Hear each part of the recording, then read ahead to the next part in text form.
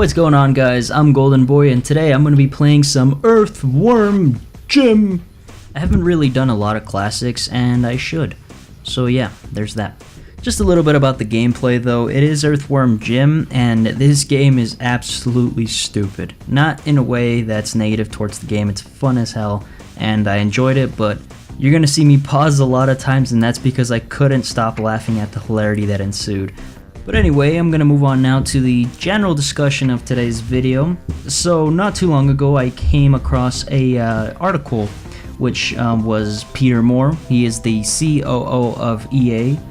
And in this article, Peter suggests that when it comes to microtransactions and free-to-play games, core gamers like me or you are stuck in our old ways or are unable to change into the new era of gaming. And what he's trying to mainly point out is that it's not the problem with EA making games that have microtransactions or even free-to-play games, but instead the problem lies within the consumer or us, the gamers, that we are unable to embrace new ideas and have an unwillingness to accept change. And that's where I wanted to throw my 2 cents. See, Peter, it's not us, the consumers or the gamers, that are the ones who are unwilling to change. It's you. Now, I'm not trying to backlash at you for what you said. It's an opinion, and I clearly understand it and respect it. But the truth is, it is you who is unwilling to change. It is you who is unwilling to see that the consumers don't want to be fed bullshit. And when you really think about it, EA has done this from time and time again.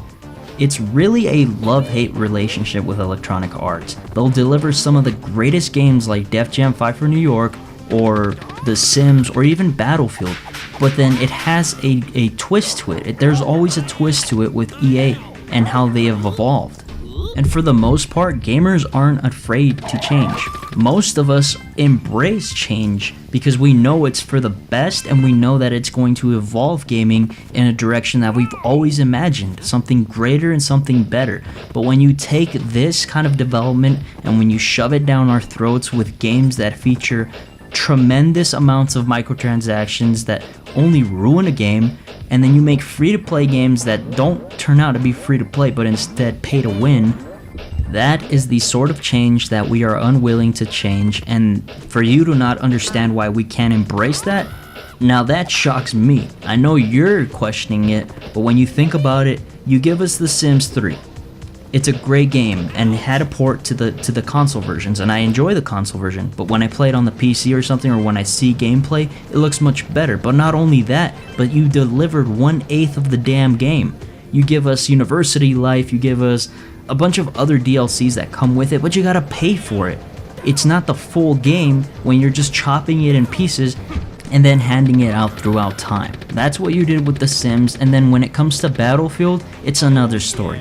You basically develop half of a game, you throw in a bunch of microtransactions in there with an overpriced season pass, and then just a year later, you release a game called Battlefield Hardline that's worth a full $60. Now that's stupid, because then you don't even consider about fixing the game that you gave to people. It's kind of like a giant middle finger, because you just don't even fix it, you make another game.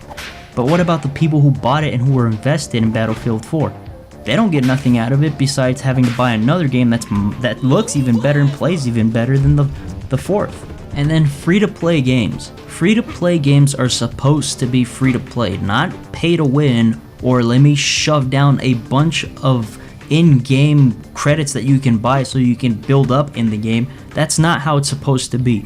Now, and I'm not blaming EA for this at all, a lot of other titles do this, a lot of other developers do this a lot. The only free-to-play game that I've played, I know there's a lot of better ones out there too, and a lot of greater ones that work out there, but the one that I enjoy the most, that worked the best for me, was Team Fortress 2.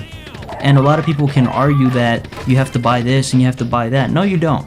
There's a system drop that helps you get items in the game for absolutely nothing. Virtually nothing. You don't have to pay a dime.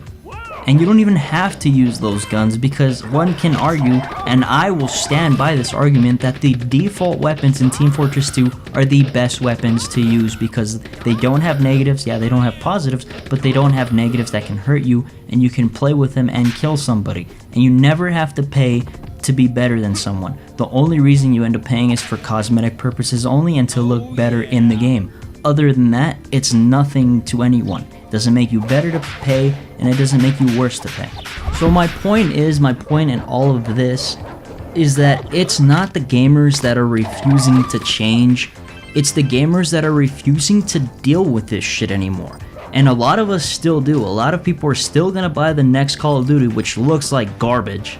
And a lot of people are still gonna invest in microtransactions and games that they know are gonna be shit. That stuns me. But to say that it's the gamers, it's the consumers who are unwilling to change, when in fact it's not that we're unwilling to change, is that we're unwilling to take this crap anymore. And yes, it is a new trend because a lot of people are starting to realize that it isn't fair to overpay for a game that's not even fully made or fully developed. It seems as if the developers have just gotten greedy and lazy, and that's what I honestly think, because before, games used to be great. We didn't have a lot of DLC to pay. We had some and they were still great, but the DLC was never intended to be force-fed to you. Now it is.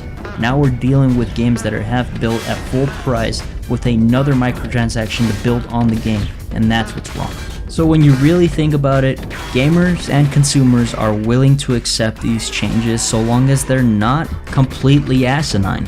So please, for the love of gaming, give us games that you used to make and give it to us fully made. Stop giving us half a game and making us pay the full damn price and then building the microtransactions in the game. So if you really want us to change, give us a reason to. Anyways, that's the end of this video.